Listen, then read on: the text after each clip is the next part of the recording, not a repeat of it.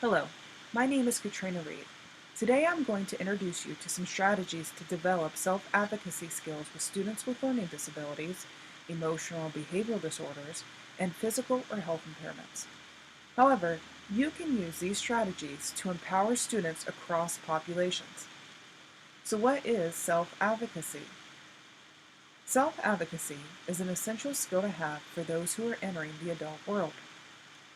Self-advocacy enables someone to know where to turn to for help and to know how to fight for what is needed. In essence, it is the ability to speak on one's behalf concerning personal needs and interests. But why is self-advocacy important?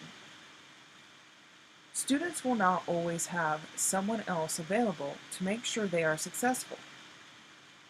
They must learn the ability to traverse through life's trials and tribulations.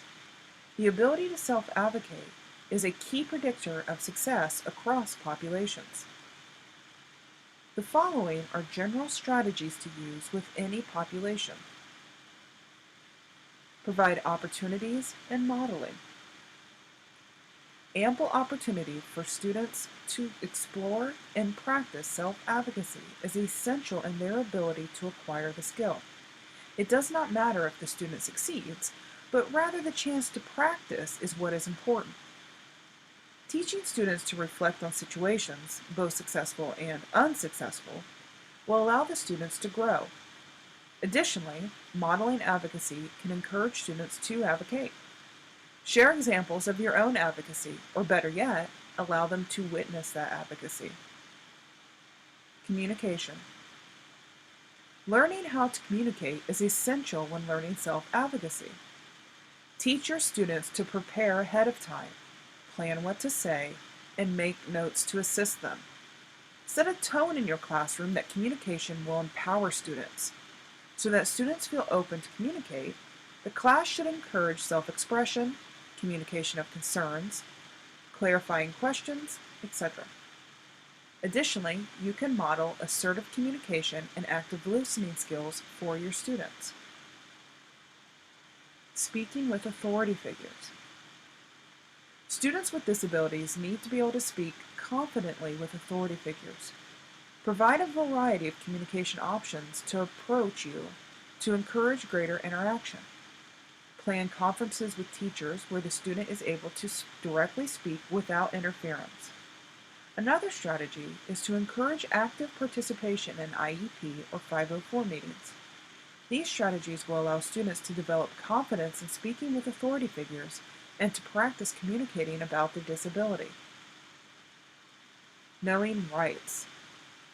Students with disabilities need to be familiar with their rights under the law.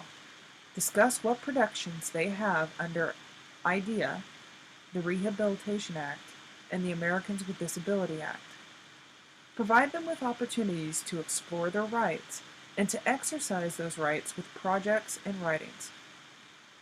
Now let's look a little closer at three specific populations. First, we will examine strategies for students with learning disabilities. Students with learning disabilities need to identify their own academic strengths and needs, to know accommodations that help, and the environment they learn best in. In order to be able to do this, students with learning disabilities should review assessment results with the specialists who tested them, talk to teachers to gather information, and to reflect on what has challenged them, what has allowed them to succeed, and what they prefer in order to learn. Next, we will look at a technique to use with students with emotional and behavioral disorders. Self-advocacy for students with emotional and behavioral disorders can be particularly difficult because they tend to lack social skill competence and effective communication skills.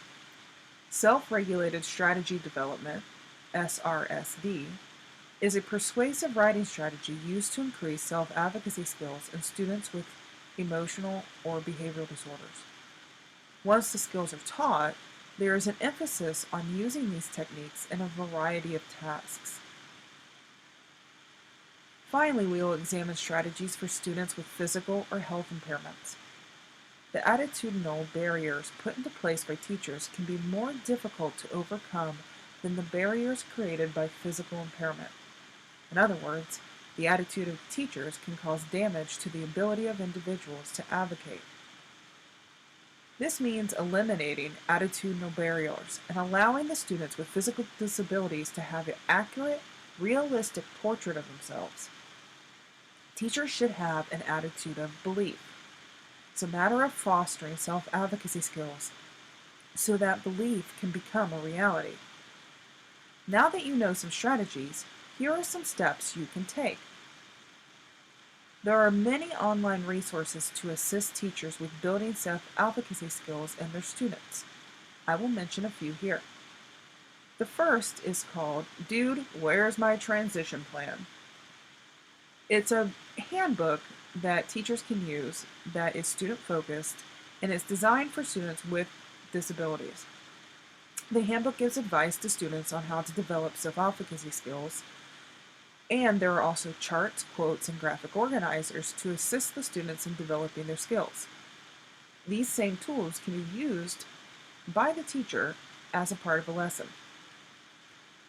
There is also 10 units on teaching self-awareness and self-advocacy available from the University of Oklahoma. Me lessons include unit overviews, course standards, recommended resources, and lesson plans. There are a total of 23 lessons, all available free of charge. If you are interested in the SRSD writing strategy mentioned earlier, there is a journal available that was published in the Behavioral Disorders journal detailing the success of SRSD with students with emotional and behavioral disorders. The article gives detailed information dictating the connection between the writing strategy and the promotion of self-determination and self-advocacy skills.